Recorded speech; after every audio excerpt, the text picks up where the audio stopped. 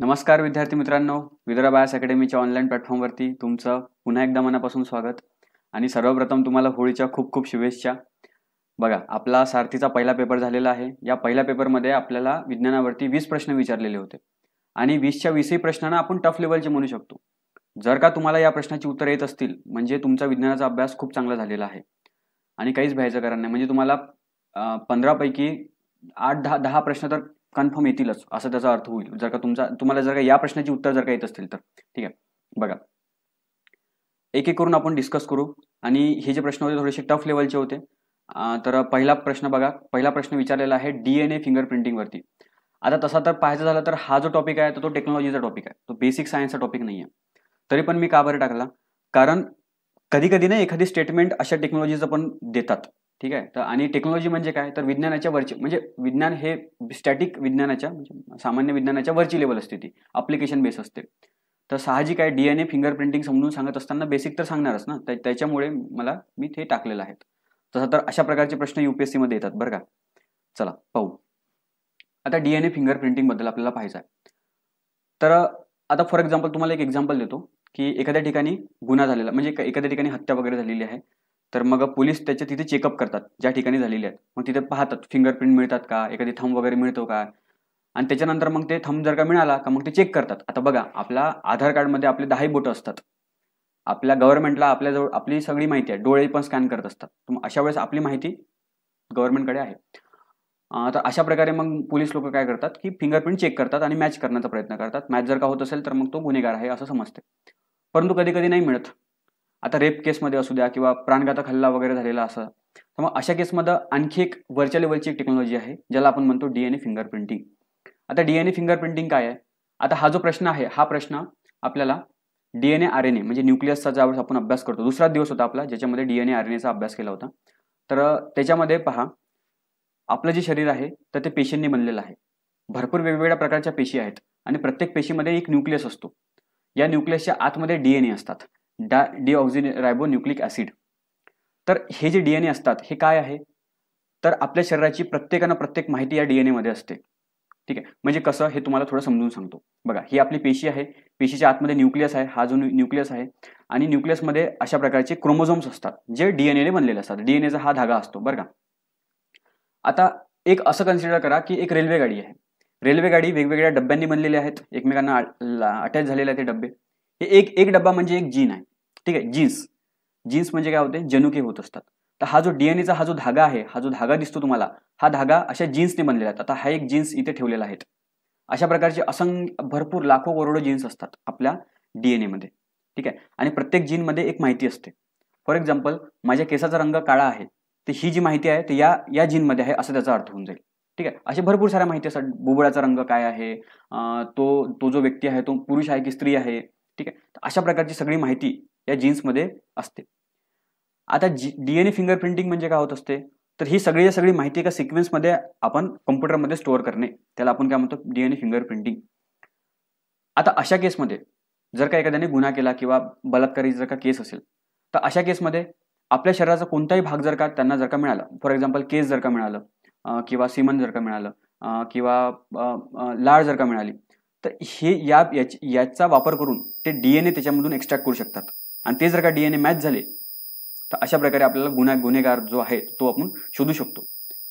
म्हणून हा DNA fingerprinting याच्यामध्ये वापर केला जाऊ शकतो. ठीक आहे. तर बघा काय विचारलेलं होतं की DNA फिंगरप्रिंटिंग हे बलात्कार आणि प्राणघातक हल्ल्यातील गुन्हेगाराची ओळख तसेच पितृत्वाची ओळख प्रस्थापित करण्यासाठी एक शक्तिशाली साधन आहेत. अगदी बरोबर आहे.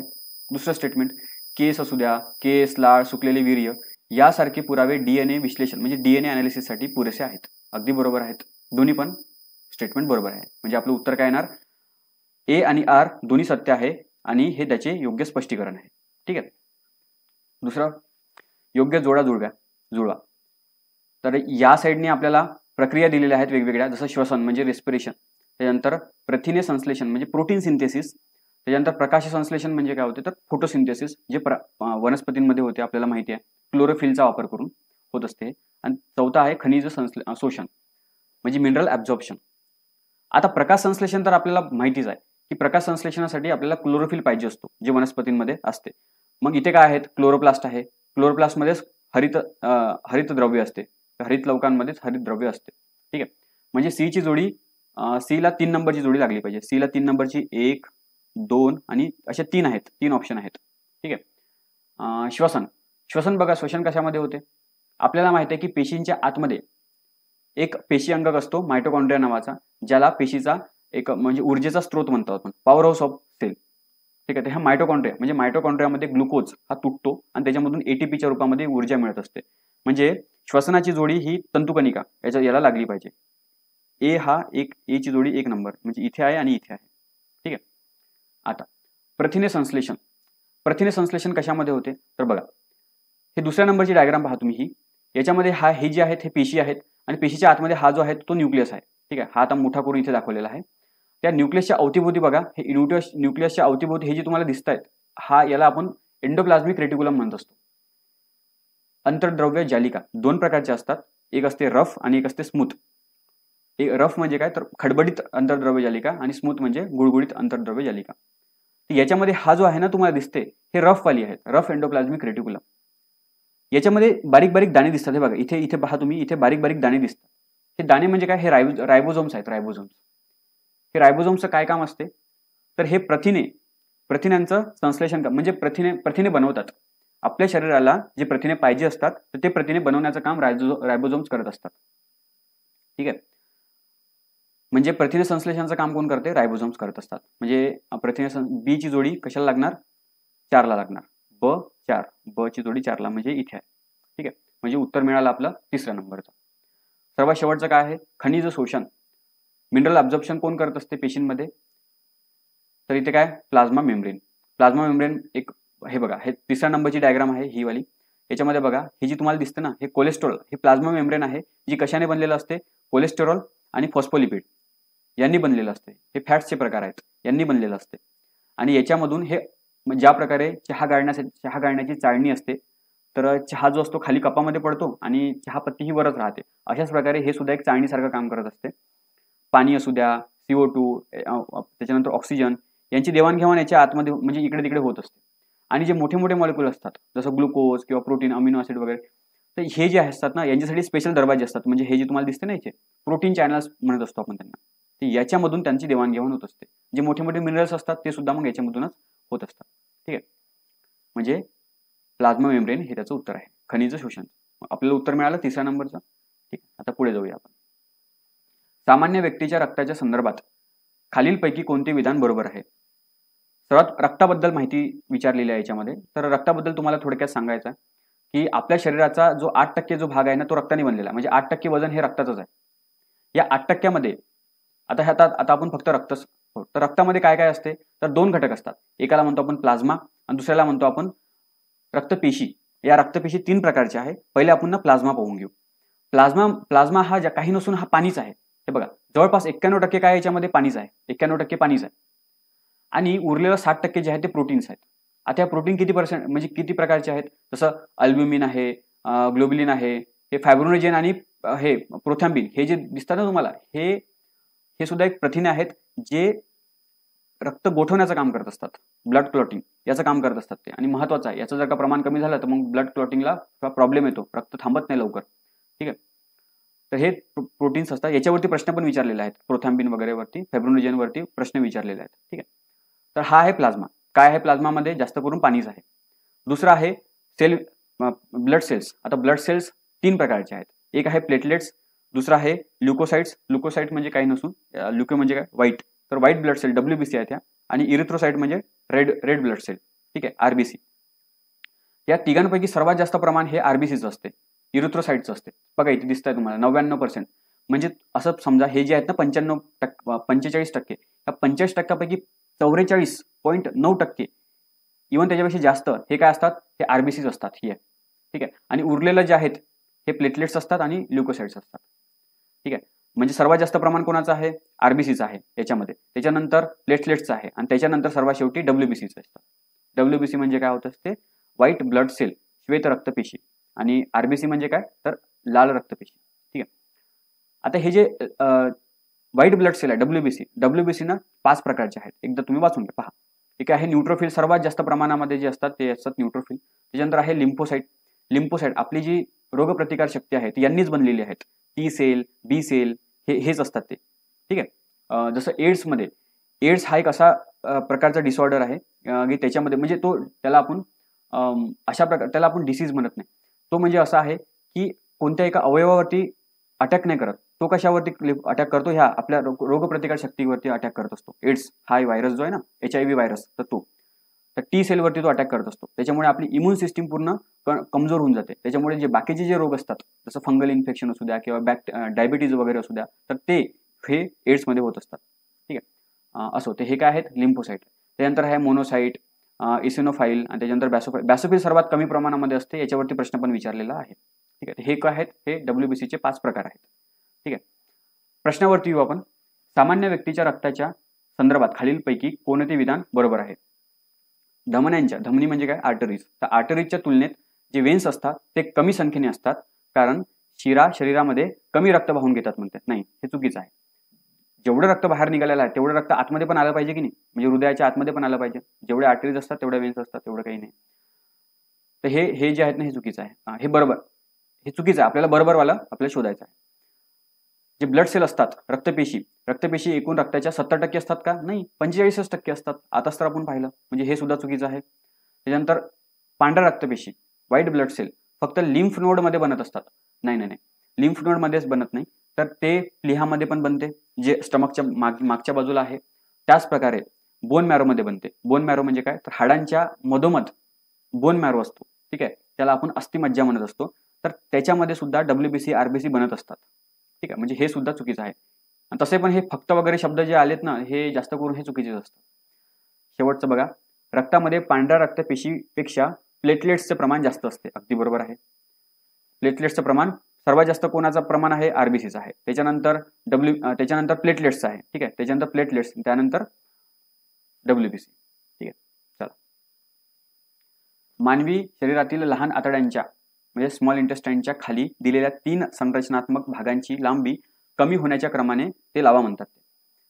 तर आपले जे छोटे आतडे असतात, लहान आतडे, तर लहान आतड्यांचे 3 भाग आहेत. हा जो आहे तो पहिला नंबरचा भाग आहे. इथे काय होते, आपलं जे स्टमक आहे, जठरमधून इथे अन्न आतमध्ये जाते. आतमध्ये जात असताना या भागातून इथे पॅनक्रियाज असतो, स्वादुपिंड, आणि वरती लिव्हर असते, यकृत. त्या दोघांमधून हे रस इथे येत असतो. त्याला आपण पाचक रस असं म्हणत असतो. हे याच्यामध्ये आलं की या अन्नामध्ये मिक्स होत जाते. म्हणजे मिक्स होण्याचं काम हे या भागामध्ये होते. या भागाला, हा भाग सर्वात छोटा आहे आणि या भागाला नाव आहे डिओडेनम. ठीक आहे, डिओडेनम. त्याच्यानंतर अन्न जे आहे तर त्याच्यानंतरच्या भागामध्ये जातो, त्याला आपण जेजुनम म्हणत असतो. आणि सर्वात शेवटचा जो भाग आहे तो आहे इलियम. तर म्हणजे छोटे आतडे जे आहेत त्याचे 3 भाग आहेत, डिओडेनम, जेजुनम आणि इलियम. हे कसं लक्षात ठेवायचं, तर DJ आला हा एक ट्रिक आहे मस्तपैकी. म्हणजे मला तर यांनीच आठवते की DJ आला.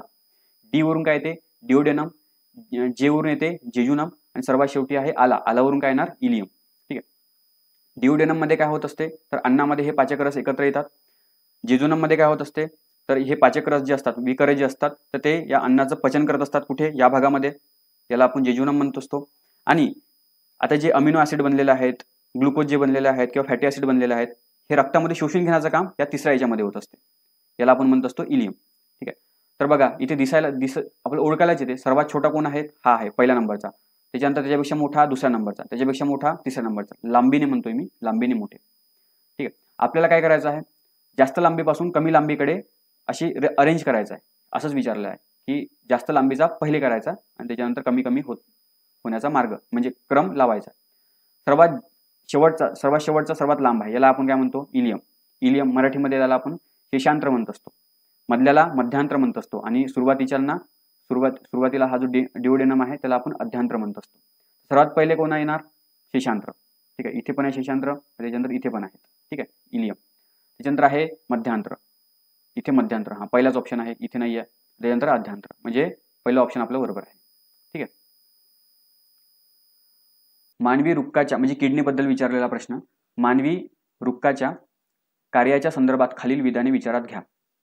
तर मानवी वृक्क काय आहे बघा, आपली जी किडनी असते, किडनीचं काम काय असते, तर रक्ताला फिल्टर करणे. ज्या प्रकारे चाळणी चहा गाळ्याची चाळणी काय करते, चहा पत्तीला बाहेर काढते आणि प्रॉपर चहा जो आहे तो फिल्टर करते. अशाच प्रकारे रक्ताला फिल्टर करण्याचं काम आपल्या शरीरामध्ये किडनी करत असतात. आपल्या शरीरामध्ये 2 किडनी असतात. ठीक आहे. तर या किडन्या कशापासून बनलेल्या आहेत, त्याचं स्ट्रक्चरल आणि फंक्शनल युनिट कोणतं आहे तर नेफ्रॉन नावाचा इथे घटक असतो. अशा प्रकारचे भरपूर लाखो करोड असतात त्याच्यामध्ये. तर अशा प्रकारचे नेफ्रॉन असतात.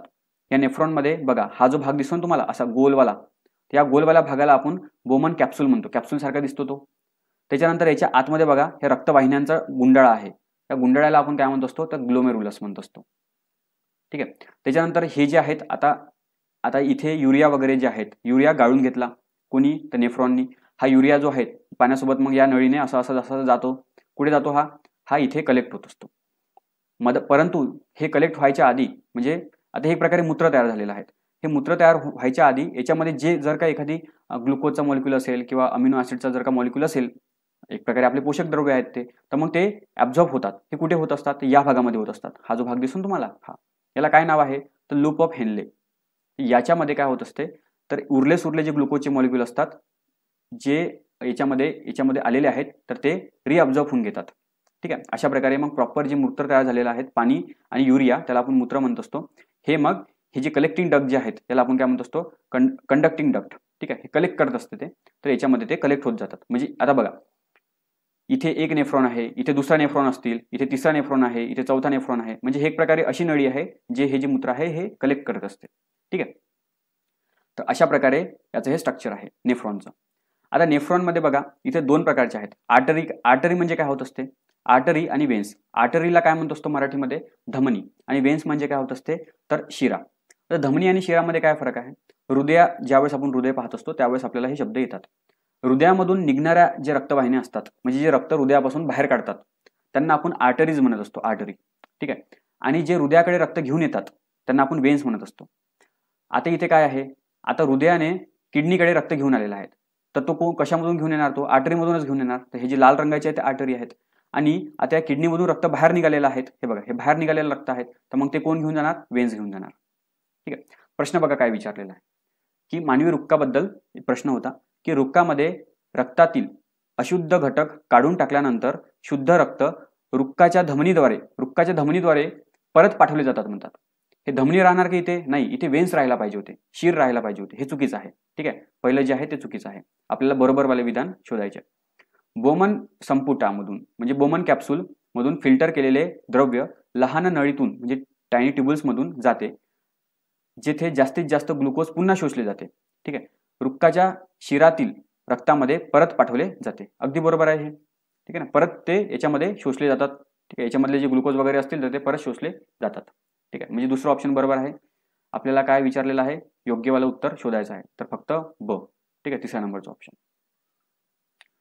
पुढीलपैकी कोणत्या प्राणी त्वक श्वसन करत नाहीत. त्वक श्वसन म्हणजे काय होत असते त्वक श्वसनचा अर्थ असा होतो की त्वचेच्या सहाय्याने श्वसन करणे. श्वसन करणे म्हणजे काय तर कार्बन डायऑक्साईड बाहेर सोडणे, ऑक्सिजन आतमध्ये घेणे. कार्बन डायऑक्साईड हे बघा इथे दिसतं ना तुम्हाला, कार्बन डायऑक्साईड बाहेर सोडणे आणि ऑक्सिजन आतमध्ये घेणे. त्याला आपण इंग्लिशमध्ये क्युटेनियस रेस्पिरेशन असं म्हणत असतो. तर आपल्याला चार प्राणी दिलेले आहेत. अळी, गांडूळ, कोळी आणि बेडूक. यापैकी असा कोणता प्राणी आहे जो हे त्वचेने शोषण करू शकत नाही म्हणजे श्वसन करू शकत नाही. बघा आता सर्वात पहिले ना आपण एक्झाम्पल घेऊया बेडकाचं. ठीक आहे. फ्रॉग. बेडूक याला आपण ॲम्फिबियन म्हणत असतो. ॲम्फिबियन म्हणजे काय जो पाण्यामध्ये पण राहतो आणि जमिनीवरती पण राहतो. तर ज्यावेळेस तो पाण्यामध्ये आपण पण तर पाण्यामध्ये जातो, आपण पण तर पाण्यामध्ये पोहतो, मग आपल्याला पण ॲम्फिबियन म्हणणार का नाही. हे जे बेडूक असतात यांना अंडी फक्त पाण्यामध्येच देऊ शकतात. अंड्यांचं फर्टिलायझेशन हे फक्त पाण्यामध्येच होऊ शकते. ठीक आहे. त्याच्यामुळे अंडी देण्यासाठी त्यांना पाण्यामध्ये जावं लागते आणि त्याच्यानंतर मग बाकीचं काळ तो जमिनीवरती राहतो. म्हणून त्यांना आपण ॲम्फिबियन असं म्हणत असतो. ठीक आहे. आता ज्यावेळेस ते अंडी देण्यासाठी पाण्यामध्ये जातात तर त्यांना रेस्पिरेशन करावं लागणार, श्वसन करावं लागणार. मग आता तसं तर त्यांच्याजवळ लंग्स असतात. हे बघा हे जे तुम्हाला दिसतात ना हे लंग्स आहेत त्याचे बेडकाचे. त्याच प्रकारे ना इथे बघा ज्यावेळेस बेडूक हा डराव करतो तर त्याचा गळा हा फुगतो का बरं कारण इथे ना एक छोटीशी कॅव्हिटी आहे. याला आपण बकल कॅव्हिटी म्हणतो. इथे माउथ कॅव्हिटी लिहिलेला आहे. माउथ कॅव्हिटी म्हणा किंवा बकल कॅव्हिटी म्हणा, पोकळी. ठीक आहे. बकल पोकळी. तर इथे तो हवा भरतो आणि याच्यामधून पण ना हे जे कार्बन डायऑक्साईड आणि ऑक्सिजन यांची देवाणघेवाण होत असते. ठीक आहे. त्याच्यानंतर काही तिथे होतात, त्याच्यानंतर लंग्स पण आहे त्याच्याजवळ म्हणजे लंग्समधून पण होते. आणि ज्यावेळेस तो जमिनीमध्ये असतो ज्यावेळेस तो जमिनीवरती असतो त्यावेळेस ह्या दोघांच्या मदतीने तो श्वसन करत असतो. मात्र ज्यावेळेस तो पाण्यामध्ये जातो त्यावेळेस मग तो त्वचेच्या सहाय्याने हे कार्बन डायऑक्साईड आणि ऑक्सिजन यांची देवाणघेवाण करत असतो. हे बघा हे त्वचेच्या सहाय्याने तो देवाणघेवाण करत असतो, रेस्पिरेशन करत असतो. म्हणजे बेडूक आहे हा म्हणजे हा क्युटेनियस रेस्पिरेशन करतो. अगदी बरोबर. गांडूळ सुद्धा, आता गांडूळ हा कृमी वर्म मध्ये येतो. गांडूळ सुद्धा त्वचेच्या मदतीने, त्वचेच्या सहाय्याने श्वसन करत असतो. अळी सुद्धा त्वचेच्या सहाय्याने करतो. मात्र कोळी म्हणजे काय, स्पायडर, तर याच्यामध्ये ना एकदम अंडर डेव्हलप लंग्स असतात. म्हणजे अशा प्रकारचे ते दिसतात. त्यांना आपण काय स्पायरॅकल्स म्हणत असतो. ठीक आहे, ट्रकिया म्हणत असतो. याच्या मदतीने ते श्वसन करत असतात. ठीक आहे, त्यांच्याजवळ त्यांची स्किन एवढी हे नाही आहे की स्किनच्या मदतीने ते श्वसन करतील. याचं उत्तर काय आहे, तर कोळी. ठीक आहे. 87 नंबरचा प्रश्न, पुढील विधाने विचारात घ्या. आरबीसीला केंद्रक हे फक्त सस्तन प्राण्यांमध्ये नसते. अगदी बरोबर आहे. आपल्या शरीरामध्ये वेगवेगळ्या प्रकारच्या पेशी असतात. त्या पेशीपैकी आरबीसी, रेड ब्लड सेल म्हणजे लाल रक्तपेशी, ही एक पेशी आहे. याच्यामध्ये ना एक न्यूक्लियस नसतो. जेवढे काही सस्तन प्राणी आहेत म्हणजे मॅमल्स आहेत, जे आपल्या बाळांना दूध पाजतात, तर त्यांना आपण सस्तन प्राणी म्हणतो. तर यांच्या रक्तामधील आरबीसी आहेत, तर त्या आरबीसीला केंद्रक नसतो. एवढे एक लक्षात असू द्या, नसते. ठीक आहे. फक्त एक एक्सेप्शन आहे. कोणता, तर उंट हा सस्तन प्राणी आहे, तरी सुद्धा याच्या आरबीसी मध्ये केंद्रक असतो. ठीक आहे. तर हे आपलं बरोबर आहे आणि सी पण बरोबर आहे. उभयचर आणि सरपटणारे जे प्राणी असतात, उभयचर आणि सरपटणारे प्राणी यांच्यामध्ये केंद्रक असतो. बरोबर आहे. ठीक आहे. तर ए, बी आणि सी तिन्ही पण बरोबर आहे. म्हणजे उत्तर काय आहे आपलं, ऑप्शन 4. ठीक आहे. खालीलपैकी कोणता नेफ्रॉनचा घटक नाहीये. आताच आपण पाहिलं नेफ्रॉनचे काय पाहिले होते बघा. बोमन कॅप्सूल आहे, ग्लोमेरुलस आहे, बोमन कॅप्सूल, ग्लोमेरुलस आणि लूप ऑफ हेनले पण आहे. आणि हे जे कलेक्टिंग जे डक्ट आहे, कलेक्टिंग किंवा कंडक्टिंग डक्ट, हा तर त्याच्या बाजूला आहे ना, तर तो याचा प्रॉपर भाग नाही म्हणू शकत आपण. ठीक आहे. तर आपलं उत्तर काय येणार, बोमन कॅप्सूल आहे, हो. त्याच्यानंतर कलेक्टिंग डक्ट आहे का, तो नाही. लूप ऑफ हेनले आहे का, हो. आणि ग्लोमेरुलस आहे का, तो सुद्धा आहे. म्हणजे आपलं ऑप्शन कोणतं, बी म्हणजे फक्त ब असलं पाहिजे, म्हणजे पहिल्या याच्यामध्ये आहे ते. ठीक आहे. पचनक्रिया पुढीलपैकी अनुक्रमे कोणत्या क्रियेने पार पडते. पचनक्रिया काय आहे. सर्वात पहिले आपलं काय होत असते, आपण अन्न ग्रहण करत असतो. तर इथे बघा पहिल्याच नंबरला आहे अंतग्रहण. तर अन्न ग्रहण करतो, त्याच्यानंतर मग ते चावायला लागतो. म्हणजे सर्वात पहिले काय येणार, ए येणार. ठीक आहे. म्हणजे ए कुठे आहे सर्वात पहिले, एक इथे दुसऱ्या नंबरच्या ऑप्शनमध्ये आहे आणि तिसऱ्या नंबरच्या ऑप्शनमध्ये आहे. या दोघांमधून आपलं उत्तर येणार आहे. आता बघा, आता आपण अन्न आपल्या मुखामध्ये टाकलेलं आहे, तर मुखामध्ये आपण दाताच्या मदतीने त्याला चावतो, बारीक करतो आणि इथून पुढे मग डायजेशनला सुरुवात होते. लाळ जी असते, तर लाळेमध्ये अमायलेज नावाचा वगैरे घटक असतात जे स्टार्चला तोडतात. तर ते तिथून सुरुवात होते. म्हणजे दुसरी स्टेप कोणती आहे, डायजेशनची आहे. म्हणजे दुसऱ्या नंबरला काय येणार, सी येणार. इथे पण सी आहे आणि इथे पण सी आहे. आता हे डायजेशन कुठपर्यंत चालू असते, छोट्या आतड्यांपर्यंत. स्टमकमध्ये जाते पहिले, त्याच्यानंतर छोट्या आतड्यांमध्ये जाते, त्याच्यामध्ये पण जेजुनम पर्यंत हे डायजेशन सुरू राहते. जेजुनम पर्यंत आणि इव्हन इलियमच्या सुरुवातीपर्यंत हे डायजेशन सुरू असते. आणि त्याच्यानंतर इलियममध्ये विलाय नावाचे स्ट्रक्चर असते आणि या विलायमध्ये हे जे अन्न घटक आहेत त्यांना ऍब्झॉर्ब केलं जाते. म्हणजे तिसरी स्टेप कोणती आहे, तर अवशोषण म्हणजे ऍब्झॉर्प्शन. म्हणजे त्याच्यानंतर कोण येणार, डी येणार. बघा इथे डी आहे. ठीक आहे. हे दुसऱ्याच नंबरच्या ऑप्शनमध्ये आहे, तिसऱ्या नंबरच्या याच्यात नाही आहे. म्हणजे आपला ऑप्शन आपल्याला मिळालं दुसऱ्या नंबरचं. त्यानंतर काय होते, आता रक्तामध्ये हे घटक ओढले गेलेले आहेत, हे पेशींपर्यंत पोहोचवता आले पाहिजे. पेशींपर्यंत पोहोचवणे यालाच आपण काय म्हणत असतो, तर सात्मीकरण म्हणजेच काय, तर असिमिलेशन. ठीक आहे. आणि सर्वात शेवटी जे अन्न पचन नाही झालेलं आहे, तर ते आपल्या शरीराबाहेर टाकणं गरजेचं असतं. त्याला आपण इजेशन म्हणत असतो. त्याला आपण म्हणतो इजेशन. ठीक आहे. अशा प्रकारे सर्वात शेवटी काय येणार, मग ई येणार. ठीक आहे. अशा प्रकारे आपला 89चं उत्तर आलेलं आहे. मग या टेबलमध्ये सगळं दिलेलं आहे. एकदा व्हिडिओ पॉज करून तुम्ही वाचू शकता. ठीक आहे. पुढे फोरामेन ऑफ मनरो म्हणजे काय आहे हे. आता अशा प्रकारचे शब्द जे आहेत ना, तुम्हाला या प्रश्नाचं उत्तर नाही आलं तर काही हरकत नाही. आता टेस्ट सिरीजमध्ये तुम्हाला एक नवीन शब्द माहीत पडला. ठीक आहे. काही सांगता येत नाही, पुढच्या वेळेस विचारलं जाऊ शकते. कारण हृदयाबद्दल विचारले आहेत, अशाच प्रकारचे वेगवेगळ्या प्रकारचे शब्द हृदयाबद्दल विचारलेले आहेत. तुम्हाला सांगतो ते सुद्धा. तर बघा, फोरामेन ऑफ मनरो जे आहेत हे मेंदूमधील एक असा एक घटक असतो. हा आपला मेंदू आहे. हा जो मेंदू आहे, या मेंदूचा हा जो सर्वात मोठा जो भाग असतो ना, त्याला आपण सेरेब्रम म्हणत असतो. सर्वात मोठा भाग आहे. आणि याच्या इथे बघा, हा जो लाल भाग जो दिसतो त्याला वेंट्रिकल्स म्हणत असतो, लॅटरल वेंट्रिकल. आणि याच्या आतमध्ये जे आहेत, हे जे तुम्हाला निळं दिसते ना, हे निळं म्हणजे काय, तर फोरामेन ऑफ मनरो हे आहेत ते. ठीक. अशा प्रकारची कॅव्हिटी असते ज्याच्यामधून एक सेरेब्रोस्पायनल फ्लुइड एक प्रकारचे द्रव्य आहे, तर ते द्रव्य फ्लो करत असते. हे कशाचे, काय काम आहे त्याचं, तर त्याचं काम असं आहे की हा आपला जो मेंदू आहे त्याच प्रकारे जो इथून स्पायनल कॉर्ड चालू होतो इथून खाली स्पायनल कॉर्ड आहे तर याला सुरक्षा देणे, याला रक्षण करणे याचं, तर हे त्याचं काम आहे. म्हणजे एखादी झटका वगैरे लागला तर ॲब्झॉर्ब करून घेणे, ज्या प्रकारे स्पंज काम करत असतो त्याच प्रकारे या फ्लुइडमध्ये CSF हा जो फ्लुइड आहे सेरेब्रो स्पायनल फ्लुइड CSF, तर याच्यामध्ये काही न्यूट्रन्स पण असतात. हे न्यूट्रन्स हे मेंदूला देणं किंवा त्याच प्रकारे स्पायनल कॉर्डला देणं गरजेचे असतात, तर हे सुद्धा हे फ्लो करत असतात. हे फ्लो करण्याचं काम हे फोरामेन ऑफ मनरो होत असते याच्यामध्ये. ठीक आहे, बघा फोरामेन ऑफ मनरो म्हणजे काय, तर हृदयामध्ये उजव्या अलिंदामध्ये असलेला नोड आहे का तो, नाही, तो वेगळा आहे. ठीक आहे, तो तुम्हाला पुढे सांगतो. ॲट्रिओ वेंट्रिकल नोड्स म्हणतात त्याला, त्याच्यावरती प्रश्न आलेला होता, तर हे याच्याबद्दल मी तुम्हाला सांगतो पुढे. मेंदूमधील पहिले व दुसरे निलय यात असणारी पोकळी आहे का ही, हो अगदी बरोबर आहे. ठीक आहे, फोरामेन ऑफ मनरो काय आहे तर बी आहे ऑप्शन.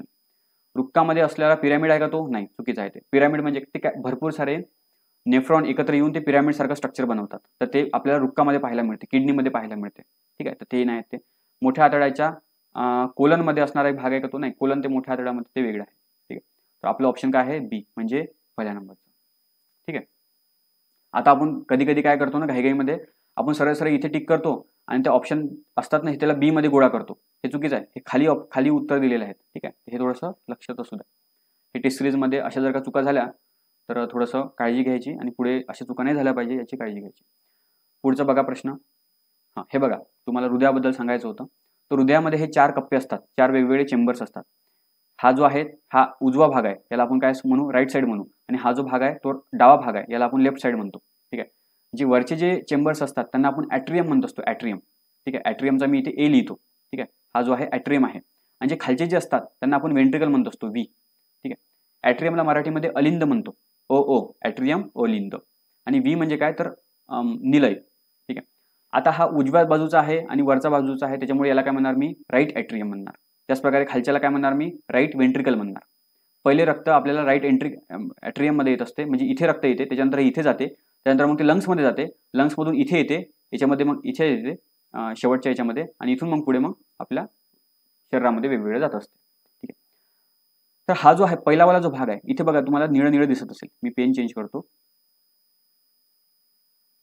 बघा पिवळा घेऊ द्या मला, निळा. बघा याच्यामध्ये तुम्हाला हे जे दिसते ना तुम्हाला निळं निळं, तर हे जे आहे याला आपण सिनो वेंट्रिकल नोड्स म्हणत असतो. हे बघा सिनो वेंट्रिकल नोड्स. आणि अशाच प्रकारे इथे पण असतो एक ॲट्रिओ वेंट्रिकल नोड्स असतो. हे दोन्हीच्या दोन्ही कुठे असते तर या ॲट्रियममध्ये असते, अलिंदामध्ये असते. हे फक्त ना लक्षात राहू द्या की सिनो वेंट्रिकल नोड नावाचा एक शब्द आहे जो हृदयासंबंधी आहे. काय करत असतो हा, तर हृदयाला पंप करण्यासाठी जो आवेग पाहिजे असतो, जो फोर्स पाहिजे असतो, तो फोर्स तयार करण्याचं काम कोण करत असते तर हे करत असतात. यालाच ना सिनो वेंट्रिकल नोडला पेसमेकर म्हणतात. ठीक आहे, म्हणजे हृदयाला पंप. आता बघा ना हृदय किती मॅजिक आहे आपल्या शरीरामधलं हृदय, की सर्वात पहिले आपल्या पोटामध्ये जे बाळ तयार होते तर सर्वात पहिला अवयव जर का तयार होत असेल तर तो हृदय असतो. हृदय तेव्हापासून पंप करणं सुरू करते, तर मरतपर्यंत पूर्ण 80-90 वर्ष जेव्हापर्यंत आपण जगतो तेव्हापर्यंत हे कंटिन्युअसली हे हृदय वर्क करत असते, पंप करत असते. म्हणजे तो फोर्स कोण देत असणार एवढा मोठा, तर हे जे असतात हे जे नोड आहेत ना हे नोड देत असतात. त्याचप्रकारे आता याच्यामध्ये बघा तुम्ही बरोबर मध्यभागी जे आहेत ना इथे एक दिसतो पॉईंट, त्याला आपण काय म्हणत असतो तर बंडल ऑफ हीज. ठीक आहे, बंडल ऑफ हीज. आणि त्याच्या खाली मग असे फायबर बाहेर निघालेले आहेत, याला आपण पुरकेंजे फायबर म्हणत असतो, पुरकेंजे फायबर. आता बघा 4 शब्द आपण पाहिलेले आहेत. सर्वात पहिला आहे सिनो वेंट्रिकल नोड आणि ॲट्रिओ वेंट्रिकल नोड, हे आपल्याला राईट ॲट्रियम मध्ये पाहायला मिळते. ठीक आहे, त्याच्यानंतर बंडल ऑफ हीज आणि पुरकेंजे फायबर हे आपल्याला खाली या भागामध्ये पाहायला मिळते, मसलमध्ये पाहायला मिळते. ठीक आहे, चला आता याच्यावरती प्रश्न आहे, याच्यामध्येच एक प्रश्न आहे, पुढे पाहणारच होतो आपण. बघा पुढीलपैकी कोणत्या पेशी अंगके म्हणजे सेल ऑर्गॅनेल्स हे दुहेरी आवरण असते, म्हणजे कोणाला दुहेरी आवरण असते. दुहेरी आवरण मायटोकॉन्ड्रियाला असतो का, अगदी बरोबर आहे, मायटोकॉन्ड्रियाला असतो. म्हणजे ए तर सगळ्याच याच्यामध्ये आहे. त्याच्यानंतर प्लास्टिडला असतो का, हो. लवके हे आपल्याला वनस्पतींच्या पेशींमध्ये पाहायला मिळते, याच्यामध्ये क्लोरोफिल असतो. ठीक आहे, रंगीत द्रव्य असतं, 2 प्रकारचे असतात, एक क्लोरोप्लास्ट, क्रोमोप्लास्ट. ठीक आहे, अशा प्रकारचे ल्युकोप्लास्ट पण असतो पांढऱ्या रंगाचा. तर हे प्रकाश संश्लेषणासाठी मदत करत असतात. ठीक आहे, त्याचप्रकारे फळांना जे रंग येतात किंवा फुलांना जे रंग येतात ते प्लास्टिडमधल्या याच्यामुळे प्लास्टमुळे होत असतात. ठीक आहे, क्रोमोप्लास्टमुळे. त्याच्यानंतर आहे गोल्जी काय. गोल्जी काय करत असतात, तर जे एंडोप्लाझ्मिक रेटिक्युलम अंतर्द्रव्य जालिका जे आहेत, ज्यांनी जे प्रथिनेत बनवलेले आहेत, प्रथिनांना साठवण्याचं काम म्हणजे एक प्रकारे स्टोअर हाऊस सारखं काम करत असतात हे गोल्जी काय ॲपरेटस. ठीक आहे, हे सुद्धा डबल मेम्ब्रेन असते, म्हणजे तिन्हीच्या तिन्ही डबल मेम्ब्रेन आहे. फक्त हा लायझोझोम जो आहे ना तो नाहीये, याला आपण सुसाईड बॅग म्हणतो. म्हणजे जर का पेशींच्या आतमध्ये एखादी वेळेस व्हायरस किंवा बॅक्टेरिया जर का येत असेल किंवा कुठलाही पॅरासिट जर का येत असेल तर हा त्याला मारण्याचं काम करत असतो. ही अशा प्रकारची पिशवी आहे ज्याच्यामध्ये केमिकल असते, एकदम डेंजरवालं केमिकल असते. जे केमिकल रिलीज केलं की तो बॅक्टेरिया मरून जातो. कधी कधी काय होत असते, पेशीना आउट ऑफ कंट्रोल होऊन जाते, म्हणजे म्हातारी होऊन जाते किंवा वय झालेलं असते. मग अशा वेळेस तिला मरणं गरजेचं आहे. मग मारण्याचं काम कोण करत असते, तर हा लायझोझोम करत असतो. ह्या लायझोझोमच्या पिशव्या असतात त्या पेशींच्या आतमध्ये आणि ह्या फुटून जातात. फुटल्या की मग पूर्णच्या पूर्ण पेशी हे खाऊन टाकतात. ठीक आहे, अशा प्रकारे ते डिकम्पोज होऊन जाते. ठीक आहे, तर आपलं उत्तर काय आहे, ए, बी आणि डी. लायझोझोम हा डबल मेम्ब्रेन नसतो. ठीक आहे. त्याच्यानंतर स्पायनल कॉर्ड म्हणजे मेरुरज्जू. तर मेरुरज्जू हा मेंदूला कोणत्या भागाला जुळलेला आहे, तर बघा हा जो निळा जो भाग दिसतो त्याला आपण म्हणत असतो सेरेब्रम, आणि जो हिरवा जो भाग आहे खालचा हिंड ब्रेन, तर याला आपण काय म्हणणार, सेरेबलम म्हणत असतो. ठीक आहे, आणि हे जे तुम्हाला दिसते ना इथून इथून ते इथपर्यंत हा जो भाग दिसतो ना तुम्हाला इथे बघा, याला आपण ब्रेन स्टेम म्हणत असतो. याचे 3 भाग आहेत वेगवेगळे. सर्वात पहिले हा जो मिड ब्रेन हा मधातला, ठीक आहे, मिड ब्रेन आहे. याच्या खाली जो तुम्हाला दिसतो हा, याला आपण पोन्स म्हणत असतो. त्याच्यानंतर हा जो त्याच्या खालचा भाग आहे त्याला आपण मेडुला म्हणत असतो, मेडुला. आणि मेडुलाला इथून पुढे मग स्पायनल कॉर्ड सुरू होतो. म्हणजे स्पायनल कॉर्ड मेंदूला कोणत्या भागाला जोडलेला आहे, तर मेडुलाला जोडलेला आहे. ठीक आहे, तर बघा याचं उत्तर काय येणार, दुसऱ्या नंबरचं मेडुला. पुढे योग्य जोड्या जुळवा. तर पहिल्या यादीमध्ये काय दिलेलं आहे की हृदय, तर मेंदूला पुरवठा करणारी धमनी. तर धमन्यांबद्दल विचारलेलं आहे की मेंदूला रक्तपुरवठा करणाऱ्या धमनीला काय म्हणतात, किंवा रुक्क म्हणजे काय, किडनीला रक्तपुरवठा करणाऱ्या धमनीला काय म्हणतात, किंवा हृदयाला जाणाऱ्या धमनीला काय म्हणतात, यकृत म्हणजे लिव्हरला जाणाऱ्या धमनी काय म्हणतात. तर आताच आपण रुक्काबद्दल तर आपण आताच पाहिलं, किडनीला रक्तपुरवठा करणाऱ्याला आपण काय म्हणत असतो, रेनल. ठीक आहे, इथे रेनल आर्टरी. ठीक आहे, रेनल आर्टरी हे रुक्काला म्हणजे आपल्या किडनीला रक्तपुरवठा करत असते. म्हणजे बी जे आहे ते 3ला जोडलं पाहिजे. B3 कुठे आहे, B3 फक्त एकच ऑप्शन आहे चौथ्या नंबरचं, म्हणजे उत्तर आपल्याला मिळालं.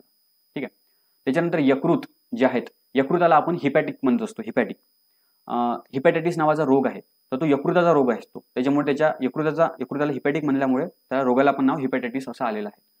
तर यकृताला रक्तपुरवठा करणारी जी धमनी असते त्याला आपण हिपॅटिक आर्टरी म्हणत असतो, हिपॅटिक धमनी. ठीक आहे, हिपॅटिक. डी ची जोडी 2ला. त्याच्यानंतर मेंदूला रक्तपुरवठा करणारी जी धमनी आहे त्याला आपण कोरॅटिक आर्टरी म्हणत असतो, कोरॅटिड. ठीक आहे, आणि जे हृदयाला जे आहेत म्हणजे डी ची जोडी कुठे लागणार, हे इथे लागणार. आणि शेवटची जी हृदयवाली जी आहेत, हृदयाची जोडी कुठे लागणार, इथे लागणार, कोरोनरी धमनी. हृदयाला रक्तपुरवठा करणारी धमनी जी असते तर ती असते कोरोनरी. ठीक आहे, हृदय पण हलायला पाहिजे, हृदय पण पंप करत असते, त्याला पण रक्त पाहिजे असतात. तर त्यासाठी मग ती जी धमनी असते आर्टरी त्याला आपण कोरोनरी म्हणत असतो. याच्या व्यतिरिक्त आणखी एक आहे, हृदयामधून जे रक्त फुफ्फुसांमध्ये जाते, फुफ्फुसाला आपण पल्म्स म्हणत असतो. तर पल्मोनरी आर्टरी त्याला आपण पल्मोनरी आर्टरी असं म्हणत असतो, फुफ्फुसाला लंग्स. ठीक आहे, तर एक हे 4-5 जे शब्द आहेत ना हे पाठ करून ठेवा, कसे पण प्रश्न विचारला जाऊ शकतात. ठीक आहे, 94 नंबरचा प्रश्न आहे, चुकीचे विधान निवडायचे. आपल्याला चुकीचे विधान निवडायचे बरं का, नाहीतर इथे आपण त्या घाईघाईमध्ये बरोबरवालेच टिक करून देतो, सिली मिस्टेक होतात मग. तर अलिंदामध्ये ॲट्रियम, बंडल ऑफ हीज हे स्नायुमय फायबर असतात. तर अलिंदामध्ये असतात का ते बंडल ऑफ हीज, नाही, आपण पाहिलं होतं हे बरोबर मधामध्ये असतात, हे बघा. ठीक आहे, बंडल ऑफ हीज इथे आहे. ठीक आहे, म्हणजे पहिलं जे आहे हे चुकीचं आहे, पहिले जे आहेत आपण हे चुकीचं आहे. त्यानंतर बंडल ऑफ हीज च्या उंचवट्याला म्हणजे जे टोका आहेत हे टोकांना आपण पुरकेंचे फायबर म्हणत असतो का, हो, त्यांनाच आपण काय म्हणत असतो, पुरकेंचे फायबर. बघा हे जे टोकं जे तुम्हाला दिसतात इथे आणि इथे, त्यांना आपण काय म्हणत असतो, पुरकेंचे फायबर असं म्हणत असतो. ठीक आहे, म्हणजे हे बरोबर आहे, बी जे आहे ते बरोबर आहे. आपल्याला चुकीचं वाक्य विचारलेलं आहे तर फक्त अ. ठीक आहे, रिकॉम्बिनंट DNA तंत्रज्ञान. बघा जो 81 नंबरचा प्रश्न होता तो सुद्धा टेक्नॉलॉजी संबंधी होता. हा सुद्धा एक प्रकारचा टेक्नॉलॉजी संबंधी प्रश्न आहे. का बरं तुम्हाला सांगत आहे, थोडंसं टेक्नॉलॉजीचा जर का प्रश्न आला की थोडंसं आपण बेसिक पण घेतच असतो त्याच्यामध्ये आणि थोडंसं डीपमध्ये अभ्यास होऊन जातो आपला. ठीक आहे, तर रिकॉम्बिनंट DNA तंत्रज्ञान पुढीलपैकी कोणती किंवा कोणते प्रकार हे जनुक हस्तांतरण म्हणजे जीन ट्रान्सफर करण्यासाठी परवानगी देते. म्हणजे जेनेटिक इंजिनिअरिंगमध्ये जीन ट्रान्सफर होत असते, तर कोणते जीन कशामध्ये ट्रान्सफर आपण करू शकतो हे विचारलेलं आहे. तर एक लक्षात असू द्या, टेक्नॉलॉजी ही एक डेव्हलपिंग फील्ड आहे. टेक्नॉलॉजीमध्ये कोणती गोष्ट इम्पॉसिबल म्हणता येत नाही, काही पण होऊ शकते, म्हणजे लिटरली काही पण करता येते. ठीक आहे, म्हणजे तुम्ही ज्या प्रकारे हा फोटो बघा, हा दुसऱ्या नंबरची इमेज जी आहे ना, तुम्ही इथे रंग बदलवतो मी थोडा, इथे मी तुम्हाला लाल रंगामध्ये दाखवतो. बघा हे तुम्हाला दिसतो ना, हा जो दिसतो ना तुम्हाला, हा एक प्रकारे हा कोण आहे, एक कुत्रा आहे. हा जो आहे हा कुत्रा आहे. या कुत्र्याला चोच दाखवत आहे पहा. म्हणजे आपण काय केलं, जो प्राणी आहे तर प्राण्याचे डीएनए आणि पक्ष्यांचे डीएनए एकत्र केले आणि ह्या दोघांनी मिळून एक नवीन एक जीव बनवला, त्याला हे दोन आहेत. त्याच प्रकारे इथे एक सफरचंद आहे. या सफरचंदामध्ये बॅक्टेरियाचे जे हे आहेत जीन्स आहेत हे टाकलेले आहेत. ठीक आहे, म्हणजे कसलेही जीन कशामध्येही टाकू शकतो. सूक्ष्मजीव जे एक पेशी असतात ना, त्यांचे पण जीन्स आपण बहुपेशींमध्ये टाकू शकतो आणि कसा पण प्रकारचा जीव बनवू शकतो. ठीक आहे, तर काही पण पॉसिबिलिटी आहे, सगळं पॉसिबल आहे. तर पहिलं ऑप्शन काय आहे याच्यामध्ये, की वनस्पतीच्या विविध प्रजातींमध्ये आपण जीन ट्रान्सफर करू शकतो का? हो. प्राण्यांपासून वनस्पतीपर्यंत आपण ट्रान्सफर करू शकतो का? हो. सूक्ष्मजीवांपासून उच्च जीवांपर्यंत आपण ट्रान्सफर करू शकतो का? हो. काही पण पॉसिबल आहे, सर्वच पॉसिबल आहे. हा जो प्रश्न आहे ना, मला वाटतं UPSC मध्ये विचारलेला होता एकदा. ठीक आहे, 96. पुढील विधाने विचारात घ्या. हिमॅथोग्लोबिन, आता हिमोग्लोबिन जे आहेत ना, हिमोग्लोबिन याचे वेगवेगळे प्रकार आहेत. हिमोग्लोबिन काय आहे? हिमोग्लोबिन हा असा एक मॉलिक्यूल आहे जे RBC मध्ये असतो. याच्यामध्ये लोह Fe हा एक अणू असतो, म्हणजे हा एक एलिमेंट असतो. आता आपल्याला माहिती आहे की लोखंडाला ज्यावेळेस ऑक्सिजन लागतो तर त्याचा रंग लाल बनत असतो आणि याच कारणामुळे हिमोग्लोबिन काय करत असतो, ऑक्सिजनला वाहन करत असतो आणि ऑक्सिजनला वाहन करत असताना त्याचा रंग लाल बनून जातो. म्हणून RBC जे असतात या रंगाने लाल असतात. ठीक आहे, तर त्याला आपण हिमोग्लोबिन म्हणतो. ती हिमोग्लोबिन वेगवेगळ्या प्रकारचे आहेत. एक आहे मिथ्या हिमोग्लोबिन एक प्रकारे इनॅक्टिव्ह नावाचा हिमोग्लोबिन म्हणू शकतो आपण त्याला. म्हणजे कसं, तर हा काय असतो, ज्यावेळेस हिमोग्लोबिनचं प्रमाण कमी होतं त्यावेळेस हा ऍक्टिव्ह होतो. ठीक आहे, म्हणजे याचं रूपांतर याच्यामध्ये होते. मात्र तोपर्यंत हा इनॅक्टिव्ह असतो म्हणजे काय, तर तो ऑक्सिजनचे वहन करू शकत नाही. इथे काय लिहिलेलं आहे की तो ऑक्सिजनचे वहन करण्यास अनुकूल असते, म्हणजे हे चुकीचं आहे. हे जे आहे हे चुकीचं आहे. दुसरं, मायग्लोबिन हा सुद्धा एक प्रकारचा अशाच प्रकारचा एक प्रोटीन आहे जे स्नायूमध्ये असते, आपल्या मसल्समध्ये असतात आणि याची क्षमता खूप जास्त असते. नॉर्मल हिमोग्लोबिन पेक्षाही जास्त असते. याची ऑक्सिजनची वहन करण्याची क्षमता ही खूप जास्त असते. म्हणजे दुसरं जे ऑप्शन आहे ते बरोबर आहे.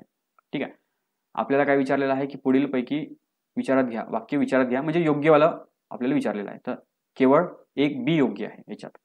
ठीक आहे, चुकीचे विधान शोधा. सर्वात पहिले ॲफरंट नर्व आणि इफरंट नर्व काय आहे, तर आपण ज्यावेळेस मेंदूबद्दल आपण पाहत असतो तर सेंट्रल नर्वस सिस्टीम, तर सेंट्रल नर्वस सिस्टीममध्ये एक मेंदू असतो आणि हा एक स्पायनल कॉर्ड असतो. ठीक आहे, आपल्या पाठीचा कण्याच्या आतमध्ये तो मेरुरज्जू असतो. न्यूरॉन्सने बनलेले असतात ते. आता याच्यामध्ये काय असतात, दोन प्रकारच्या नर्व्स असतात. एकाला म्हणतो आपण ॲफरंट नर्व आणि दुसऱ्याला म्हणतो आपण इफरंट नर्व. ठीक आहे, काय फरक आहे याच्यामध्ये, जसं या फोटोमध्ये बघा तुम्ही, ही एक मेणबत्ती आहे. तिथे बोट जर का ठेवलं तर आपल्याला थोड्या वेळानंतर आपल्याला जाणवते, 2-3 सेकंदानंतर जाणवते की ते झुंबलेलं आहे, गरम आहे, हे हात लवकर काढतो.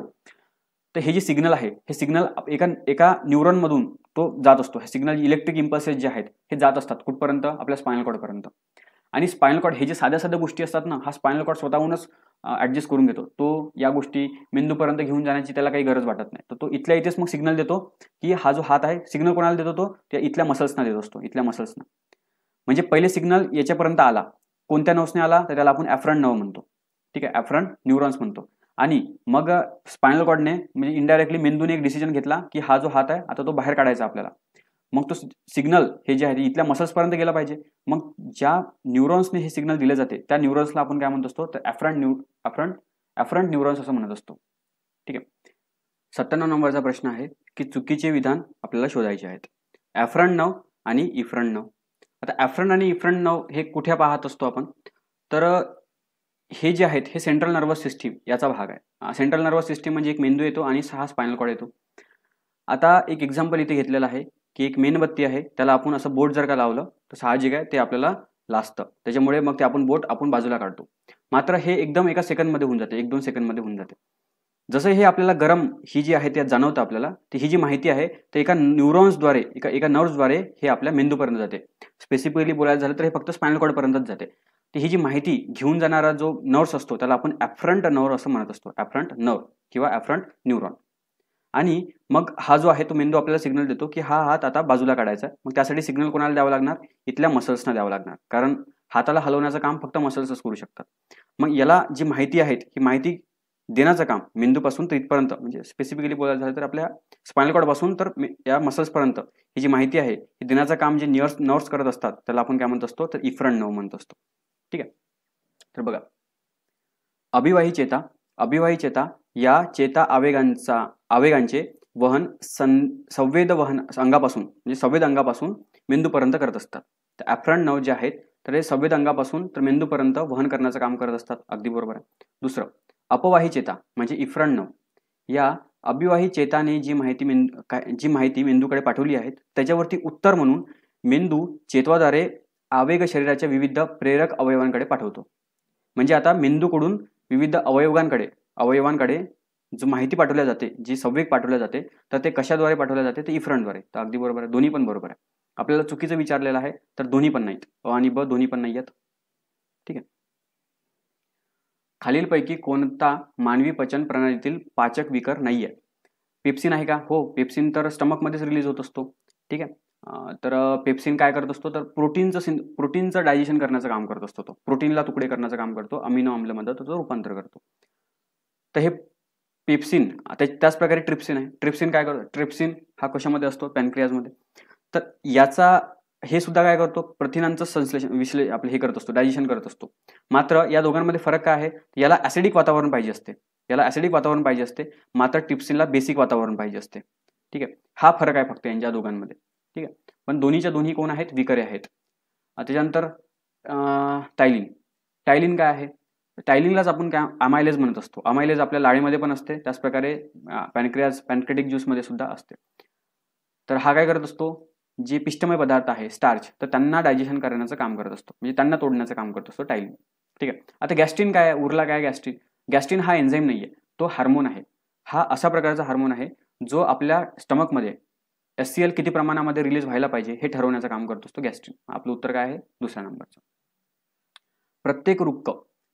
प्रत्येक रुक्क ही बाहेरच्या बाजूने बहिर्वक्र असते आणि आतल्या बाजूने तो खड्डा असतो. तर त्या खड्ड्याला काय म्हणतात? तर बघा, हे जे आहेत हे आपले किडनी आहेत. किडनीचा जो बाहेरचा जो भाग आहे तो थोडासा बहिर्वक्र आहे, कॉन्व्हेक्स आहे. जो आतमधला भाग आहे तो थोडासा तिथे खड्डा पडलेला आहे. त्या खड्ड्याला आपण काय म्हणत असतो? हायलस. ठीक आहे. आणखी याच्या व्यतिरिक्त बघा, याच्यावरती प्रश्न विचारला होता. किडनीच्या आतमध्ये रक्त घेऊन येणारी जी रक्तवाहिनी असते त्याला आपण काय म्हणत असतो? रेनल आर्टरी, जी हृदयापासून किडनीपर्यंत रक्त घेऊन येते. आणि जे रक्त बाहेर निघत असते किडनीच्या तर त्याला रेनल वेन म्हणत असतो आपण. ठीक आहे. आणि जे आता मूत्र तयार झालेलं आहे तर ते जमा करण्याचं काम किंवा वाहून नेण्याचं काम हे युरेटर करत असतो. ठीक आहे. याचं उत्तर काय येणार मग? हायलस. 99चं उत्तर काय येणार? हायलस. सर्वात शेवटचं आहे रिकामी जागा नावाचे उपकरण फुफ्फुसांची क्षमता मोजण्यासाठी, फुफ्फुसांची क्षमता म्हणजे श्वसनाचा दर मोजण्यासाठी उपयोगी ठरत असते. कोण आहे ते? तर तो आहे, पहिलाच ऑप्शन आहे स्पायरोमीटर. ठीक आहे. तसं तर आपण इलिमिनेशन मेथड पण लावू शकतो आपण. तसं हायड्रोमीटर जो असतो तर तो एखाद्या द्रव्याची किंवा एखाद्या वायूची रिलेटिव्ह डेन्सिटी मोजण्यासाठी हे वापरत असतो आपण. ठीक आहे. किंवा जसं लॅक्टोमीटर हायड्रोमीटरचा एक प्रकार आहे. तर लॅक्टोमीटर काय करत असते? तर दुधाची शुद्धता मोजण्यासाठी त्याचा वापर करत असतो. ठीक आहे. त्याचप्रकारे सिस्मोमीटर हा भूकंप आहे, भूकंपाची तीव्रता मोजण्यासाठी. आणि ॲनिमोमीटर काय करत असते?